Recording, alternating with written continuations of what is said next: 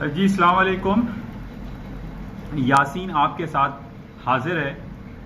आज है 19 अगस्त 2019 और इस हफ्ते का पहला वर्किंग डे है। आज मंडे है और आज इस हवाले से मैं बड़ी इंपॉर्टेंस दूंगा क्योंकि पिछले 10-12 दिनों से जो मैं काफ़ी अरसे से आपसे ये बयान करता चला आ रहा हूँ कि ईद उल अज़हा और हज के हवाले से अक्रॉस द बोर्ड पूरे इस्लामिक वर्ल्ड में छुट्टियों जैसा माहौल चल रहा था, वो आज ख़त्म हो गया। और आज अक्रॉस द बोर्ड पूरी दुनिया में यानी इस्लामिक ममालिक समेत पूरी दुनिया की मार्केटें ओपन हैं, खुली हुई हैं, वॉल्यूम भरपूर रहेगा, वॉलेटिलिटी मार्केट में नज़र आएगी, मुख्तलिफ खबरें भरी पड़ी हुई हैं। और पिछले 15 दिन को अगर हम रैप अप करते हैं तो हमने ये देखा था कि पिछले 10-15 दिनों में हमारे पास सबसे बड़ा इवेंट जो पाकिस्तान इंडिया के दरमियान जो हमें दिखाई दिया वो कश्मीर इशू के हवाले से रहा, जो कि हमने ये देखा कि आर्टिकल 370 इंडिया की कॉन्स्टिट्यूंसी से जो है वो ख़त्म कर दिया गया, उनका 35A ख़त्म कर दिया गया।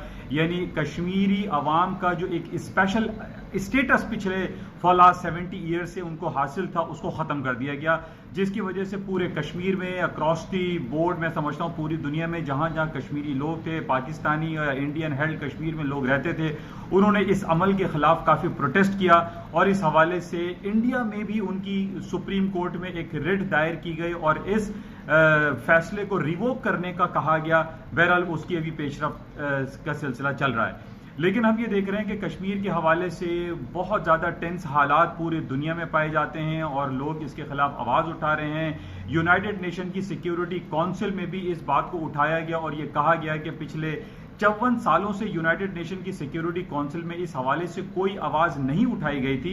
और ये एक बहुत बड़ा खुश आइन और पेशरफ बात थी कि सिक्योरिटी काउंसिल यानी यूनाइटेड नेशन की सिक्योरिटी काउंसिल ने इस इशू को पुटअप किया और इसको तमाम जो 5 परमानेंट मेंबर्स हैं और उसके अलावा उनकी जो 10 टोटल 15 मेंबर हैं, उन्होंने इस एप्लीकेशन को सुना और ये कहा कि कश्मीर में ह्यूमन राइट्स वायलेशन के हवाले से काफ़ी सिलसिले चल रहे हैं और उसको ख़त्म होना चाहिए, बंद होना चाहिए। और पिछले 15 दिनों से वहाँ पे कर्फ्यू जैसा समा है जहाँ पर बहुत सारे लोग बीमार हैं, बच्चे हैं, ख़वातीन हैं और वो बहुत अज़ियतनाक ज़िंदगी गुजार रहे हैं।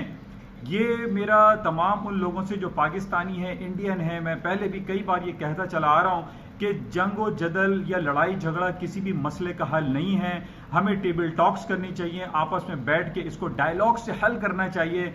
पाकिस्तान और इंडिया ये पूरी दुनिया जानती है कि ये एटॉमिक पावर हैं और अगर इस रीजन में अगर कोई टेंशन क्रिएट होती है तो ये पूरी दुनिया के लिए बहुत संगीन सूरत हाल इख्तियार कर सकता है। बहरहाल इसके अलावा जो दूसरी खबरें हमने पिछले 10-15 दिनों में देखी उसमें हांगकांग में पिछले 2 महीने से बहुत ज़्यादा टेंशन हालात चल रहे हैं। हांगकांग में जो एक्सट्रेडिशन लॉ के हवाले से वहाँ पर एक सिलसिला शुरू हुआ था वो अभी तक बरकरार है। वहाँ के लोग सड़कों पर निकले हुए हैं और वो ये चाहते हैं कि वहाँ पर एक डेमोक्रेटिक निज़ाम लेकर आया जाए, अवामी हुकूमत लेकर आई जाए। और उसके हवाले से हांगकांग में बहुत ज़्यादा प्रोटेस्ट हो रहा है और अभी तक वहाँ लोग सड़कों पे दिखाई देते हैं और हुकूमत के ख़िलाफ़ बहुत ज़्यादा आवाज़ें उठा रहे हैं। ख़ासतौर पर बीजिंग गवर्नमेंट के ख़िलाफ़ वो काफ़ी हैं। जैसे कि कल भी मैंने आपसे ये कहा था, तकरीबन 1 करोड़ तक की आबादी हांगकांग की है और इससे पहले हमने 5 साल पहले एक छोटी सी इकोनॉमी जिसको हम साइप्रस कहते हैं, वहाँ पर जो है एक फाइनेंशियल प्रॉब्लम हुई थी और वहाँ पर जो बेल आउट पैकेज दिया था IMF ने, उसके बाद वहाँ हालात सही हुए। लेकिन एक साइप्रस की इकोनॉमी को लेकर अगर हम चल रहे थे तो साइप्रस की इकोनॉमी के डाउनफॉल होने पे हमने ये देखा कि पूरे यूरोप की, पूरे अमेरिका की स्टॉक मार्केटें पिछले 5-6 साल पहले उसमें एक बहुत बड़ा स्लम्प आया था, डाउनफॉल हो गया तो मार्केटें गिर गई थी। क्योंकि जैसा मैंने आपसे ये कहा है कि इस वक्त पूरी दुनिया, चाहे वो अमेरिका की बड़ी बड़ी कंपनीज हो, आईफोन हो या चाइना की हुआवी हो, सारी कंपनी, पूरी दुनिया, पूरे ममालिक एक दूसरे से इंटरकनेक्टेड हैं। कोई तन्हाई का शिकार रह के वो ये समझे कि वो अकेले दुनिया में सरवाइव कर जाएगा, ये मुमकिन नहीं। तो इस वजह से हम ये देखते हैं कि अगर हांगकांग में कोई प्रॉब्लम आती है या कश्मीर इशू पे पाकिस्तान इंडिया में कोई टेंस हालात होते हैं तो ये अक्रॉस द बोर्ड पूरी दुनिया के लिए एक बहुत बड़ा मसला क्रिएट कर सकता है और दुनिया की स्टॉक मार्केटें गिर सकती हैं। लेकिन पिछले दिनों जो अमेरिका की स्टॉक मार्केटें डाउनफॉल हुई, फिर ऊपर गई और ये खबर आई कि जनाब वो बॉन्ड की इन्वर्जन क्रिएट हो गई है, इन्वर्टेड बॉन्ड यील्ड क्रिएट हो रही है, जिसकी वजह से स्टॉक मार्केटें गिर रही हैं। वेरी नेक्स्ट डे हम देख रहे हैं कि स्टॉक मार्केटें फिर ऊपर चली जाती हैं। जब ट्रंप साहब की ट्वीट पे मार्केट गिरती है, दूसरे दिन कोई चाइना की अच्छी खबर आती है, मार्केट ऊपर चली जाती है। लेकिन मैंने आपसे ये कहा था कि इस बात को किसी ने दुनिया की किसी प्लेटफॉर्म ने इसको हाईलाइट नहीं किया। सिर्फ ये मैं ये कहूंगा कि मैंने इसको हाईलाइट किया और काफी हाईलाइट करता रहता हूं कि इस वक्त दुनिया में पूरे 15 दिन से ईद उल अजहा और हज के हवाले से जो छुट्टी थी, उसमें अक्रॉस द बोर्ड पूरी इस्लामिक वर्ल्ड में जो है वॉल्यूम कम दिखाई दे रहा था। सारा बैंकिंग फाइनेंशियल सिस्टम बंद पड़ा हुआ था। मैंने ये पहले भी कहा था कि जनाब ये वो एक ट्वीट आई और जनाब स्टॉक मार्केटें गिरना शुरू हो गई, 3-4% मार्केटें गिर गई और वेरी नेक्स्ट डे हम देख रहे हैं कि हालात सही हो गए। तो ये व्हाट इज दिस, मतलब एक दिन एक खबर पे मार्केटें डाउन होती हैं, दूसरे दिन फिर ऊपर चली जाती हैं। तो कोई जादू तो नहीं है ये। इसको हम कंसिडर करेंगे एज अ वॉल्यूम और जो वॉलेटिलिटी की जो मैटर करता है इस मार्केट में, क्योंकि ये ग्लोबेक्स मार्केट है, पूरी ग्लोबल मार्केट। इसको हम OTC over the counter market भी कहते हैं। पूरी दुनिया इसमें इन्वॉल्व है, पूरी दुनिया इसमें ट्रेड करती है, इसमें किसी की मोनोपोली नहीं चलती। तो जिस तरीके से अब मैं बात करूंगा कराची स्टॉक का जो बेड़ा गर्क हुआ हुआ है, हालात बहुत बुरे बदतरीन चल रहे हैं, तारीख की बहुत बुरी हालात चल रही है कराची स्टॉक में, लोगों का इंटरेस्ट खत्म हो गया है। तो ये जो मार्केट है, जिसको हम इंटरनेशनल फाइनेंशियल मार्केट कहते हैं, इसमें अक्रॉस द बोर्ड पूरी दुनिया के लोग जो इसमें ट्रेड करते हैं। और इसमें जैसे मैंने आपको कहा था कि 3 हिस्सों में अगर हम डिवाइड करें पूरी दुनिया को, इस्लामिक वर्ल्ड और जो चाइना साइड पे है बुद्धिज्म और क्रिश्चियनिटी को अगर हम डिवाइड करें, तो हम ये देखते हैं कि जब भी चाइना में छुट्टी होती है या अमेरिका में क्रिसमस हॉलिडे या थैंक्स गिविंग डे हॉलिडे होता है, तो इसमें मार्केट में वॉल्यूम डिक्लाइन कर जाता है। और यही सूरत हाल हम जो इस्लामिक वर्ल्ड है उसमें भी ये सूरत हाल रोनुमा रही। तो बहरहाल जब ये मैंने आपसे पहले भी कहा था कि मार्केट एक दिन डाउन हो रही है, 4-5% अमेरिका की स्टॉक मार्केटें फॉल हो जाती हैं, वेरी नेक्स्ट डे पता चलता है दोबारा मार्केटें हायर साइड पे जा रही हैं। तो ये दिस इज नॉट द वे। मतलब मैंने आपसे ये पहले भी कहा था कि पूरी दुनिया में हम ये चेक करते हैं, ये जज करते हैं कि जनाब अमेरिका की जो इकोनॉमिक इंडिकेटर्स है वो क्या डाउनफॉल हो रहे हैं। अमेरिका की जो बड़ी बड़ी कंपनीज है, आईफोन, एप्पल, इसके अलावा Amazon.com, Microsoft, Facebook, Mobil, axon, बेतहाशा लातादाद कंपनीज ऐसी हैं जिनके बिलियंस एंड ट्रिलियंस डॉलर में उनकी इक्विटी चली गई है। तो और वहां की रिपोर्टें अच्छी आ रही हैं। अगर Amazon.com 1.8 बिलियन डॉलर के अगर शेयर सेल करता है तो इट इज अ पीनट। तो बहरहाल हमें एक मैक्रो इकोनॉमी के तौर पे इसको जज करना चाहिए, चेक करना चाहिए। ये जो माइक्रो तौर पे हम चेक करते हैं ना, कि माइक्रो इकोनॉमिस्ट के तौर पे जनाब वो खबर आ गई, मार्केट गिर गई और क्रैश कर जाएगी अमेरिका की और दुनिया की stock, this is not the way to जज। तो मैंने पहले भी कहा था कि जनाब पूरी अमेरिका की इकोनॉमी और उनकी जो इकोनॉमिक इंडिकेटर जो हालात हैं, वो फिगर्स हैं, वो दैट इज टू गुड। और यही हुआ, मार्केट में एक दिन डाउनफॉल हुआ, ट्वीट आई कि जनाब वो हम 300 बिलियन ऑफ डॉलर पर 10% ड्यूटी लगा रहे हैं, वो मार्केट गिरी, वेरी नेक्स्ट डे फिर ऊपर चली गई। दिस इज नॉट द वे। तो मैं सिर्फ यही आपसे कह रहा हूं कि अमेरिका की इकोनॉमी के जितने भी बैरोमीटर्स कह लीजिए, जो वाइटल साइंस है, वो सारे के सारे अच्छे हैं, उसमें कहीं खराबी दिखाई नहीं दे रही।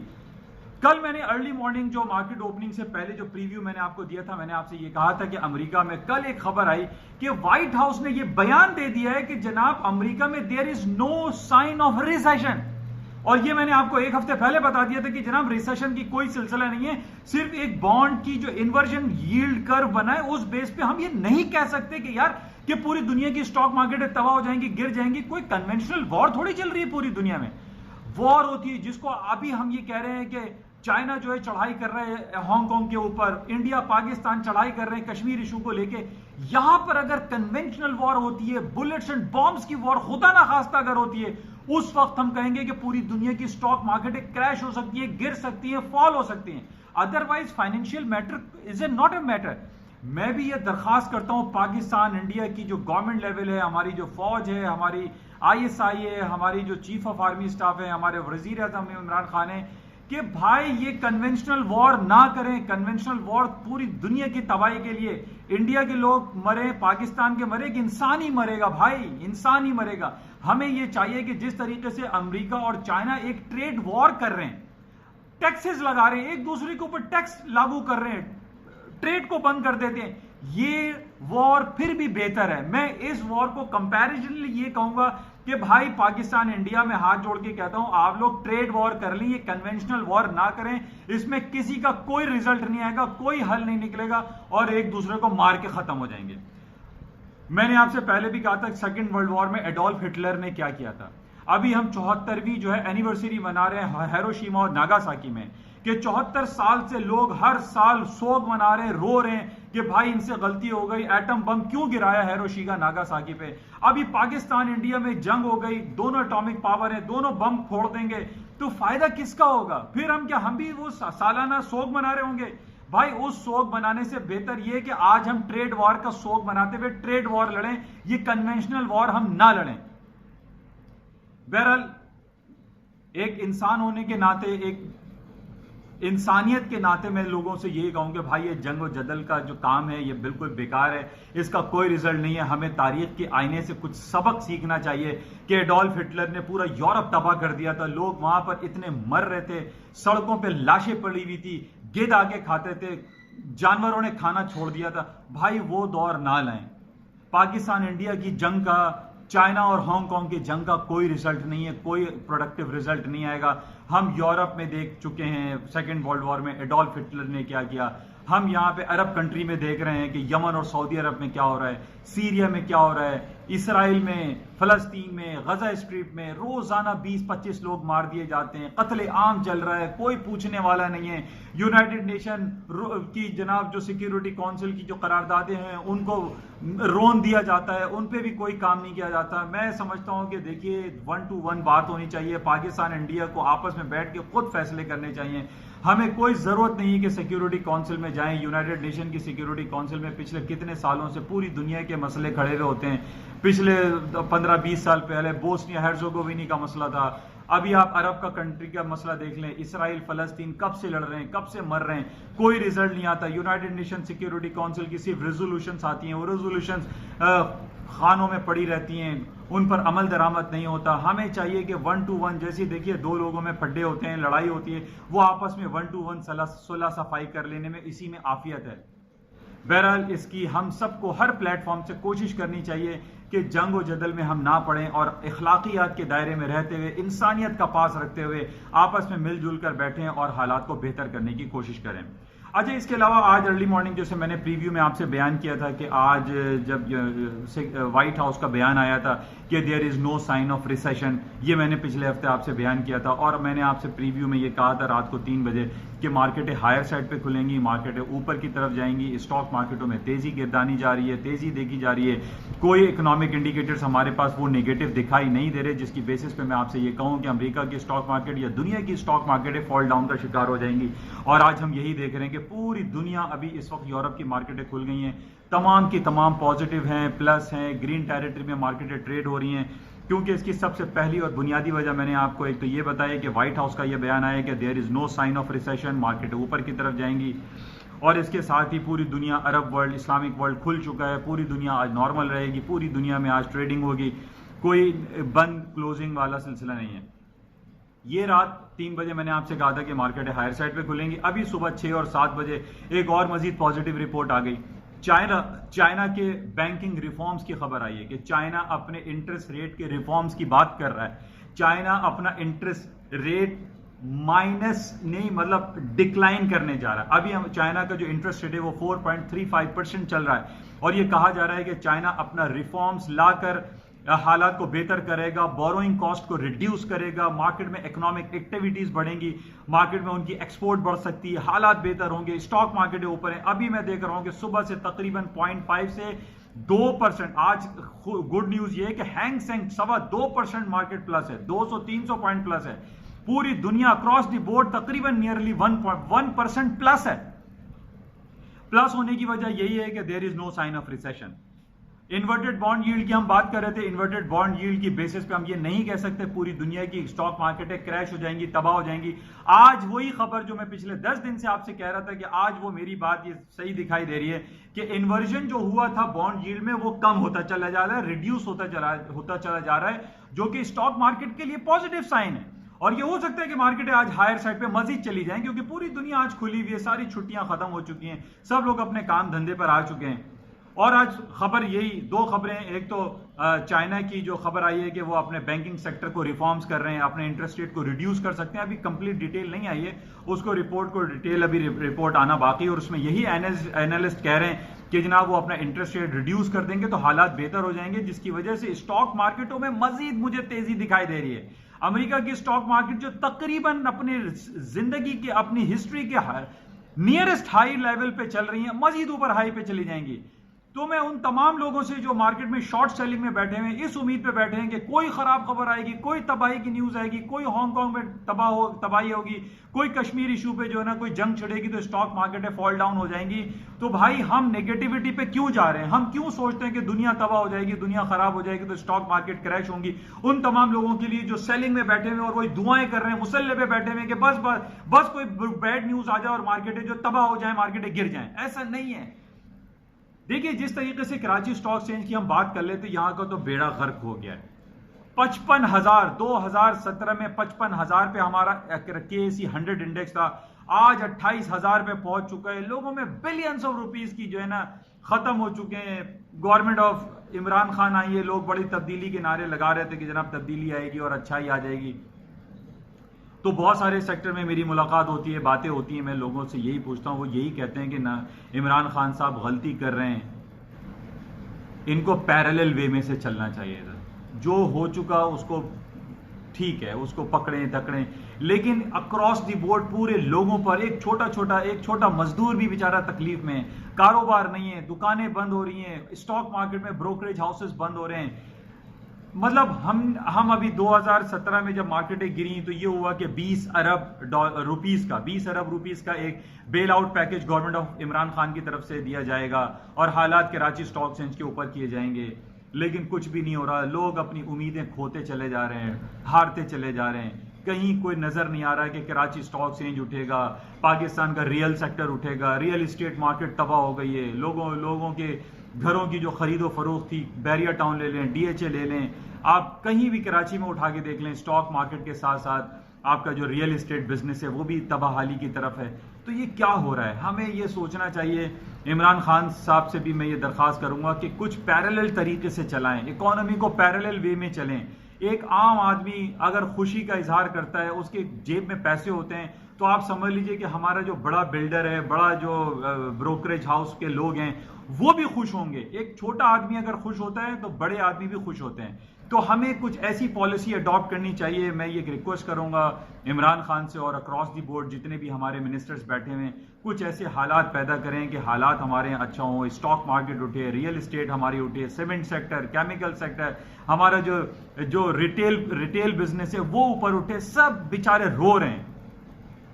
अच्छा, बहरहाल इसकी हम सिर्फ कोशिश और दुआई कर सकते हैं और ये इजहार कर सकते हैं। दूसरी तरफ जो बारिशों के बाद पाकिस्तान कराची में जो गंदगी का आलम है, शर्म आती है हमें। कराची एयरपोर्ट पे मैं दोस्तों को, अपने लजीजों को लेने गया, वो कराची का हाल देख के अफसोस का इजहार कर रहे हैं, लिटरली अफसोस का इजहार कर रहे हैं कि हमारे यहाँ बल्दिया का निजाम तबाह हो चुका है। सड़कों में वो अभी तक जो है ना ओझड़ियां पड़ी हुई हैं, कोई उठाने वाला नहीं है।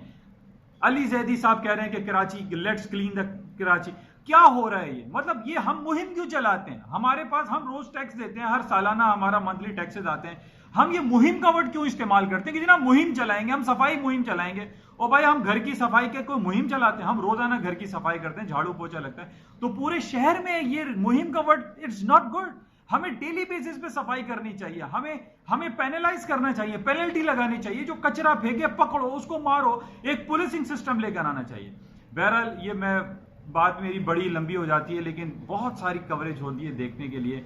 लेकिन बहरहाल ये मुख्तसर मैं करूंगा कि पूरी दुनिया की आज स्टॉक मार्केट है ऊपर की तरफ है, हायर साइड पे है। अच्छा, अब हम बात कर लेते हैं थोड़ा सा ऑयल के हवाले से कि वो स्ट्रेट ऑफ गिब्राल्टर पे एक जहाज पकड़ा था ईरान का। ये खबर आ रही थी कि जनाब वो छोड़ दिया गया है, लेकिन at the 11th our America ने ये रिक्वेस्ट की गिब्राल्टर अथॉरिटी से कि उसको रोक लिया जाए, क्योंकि अभी बरतानिया का एक जहाज ये कहा जा रहा है कि ईरान ने पकड़ा हुआ है, कब्जे में लिया हुआ है। जब तक वो नहीं छोड़ेगा तो वो भी नहीं छोड़ेंगे। बहरहाल इसमें थोड़ी सी टेंस हालात हैं, जिसकी वजह से मैंने कल आपको रात को प्रीव्यू में कहा था कि तेल की मार्केट में भी तेजी हायर साइड पे जाएंगे और आज भी तेल तकरीबन 70-80 सेंट्स प्लस में हायर साइड पे। मैंने आपको 2-3 चीजें कही हैं। देखें, ऑयल की मार्केट है, क्रूड ऑयल है, आपका गोल्ड, सिल्वर, कॉपर, ये तमाम चीजें हायर साइड पे जाएंगी। कल भी मैंने आपसे प्रीव्यू में कहा था कॉपर ऊपर जाएगा, कॉपर की मार्केट ऊपर की तरफ चली गई। तो देखिए, ये सारा दिन मैं बैठ के खबरें ढूंढता रहता हूँ, खबरें देखता रहता हूँ, ये सिर्फ आप लोगों के लिए है कि जनाब थोड़ा सा मैं भी इससे मुझे भी कुछ इल्म हो जाता है, कुछ पढ़ लेता हूँ, कुछ जान लेता हूँ। तो जो अराउंड दी सर्किल, जो हमारे इर्द गिर्द जो बातें चल रही हैं, जो हालात और वाक़यात होते हैं, वो मैं आपके साथ शेयर करता हूँ कि जनाब ये हालात हो रहे हैं। बहरहाल आज जो खबर हमारे पास चल रही है वो खबर यही है कि जनाब चाइना ने जो है वो रिफॉर्म्स की बात की है, जिसकी वजह से जो है स्टॉक मार्केट है ऊपर है, there is no sign of recession है, तो हालात ऊपर जाएंगे, स्टॉक मार्केट ऊपर की तरफ जाएंगी और यही कुछ हो रहा है। थोड़ी सी तवील हो गई है, मैं आपसे इस बात के लिए माजरत चाहूँगा, लेकिन बहुत सारी कवरेज करनी होती है अक्रॉस द बोर्ड, पूरी दुनिया को मैं देखता हूँ, चेक करता हूँ कि कहाँ क्या हो रहा है, तो वही आपके साथ शेयर कर लेता हूँ। लेकिन अभी गोल्ड की मार्केटें चल रही हैं 1518-19 फ्यूचर दिसंबर कॉन्ट्रैक्ट, लेकिन इसमें भी कोई डाउनफॉल मुझे दिखाई नहीं दे रहा। जिस तरीके से अरब वर्ल्ड में जो एक टेंस हालात हैं, पाकिस्तान और इंडिया के दरमियान कश्मीर इशू है, हांगकॉन्ग का मसला है, जो कि टेंस हालात जब भी हम देखते हैं ये होता है तो पूरी दुनिया में गोल्ड, सिल्वर, प्रेशियस मेटल जो है वो हायर साइड पे जाते हैं।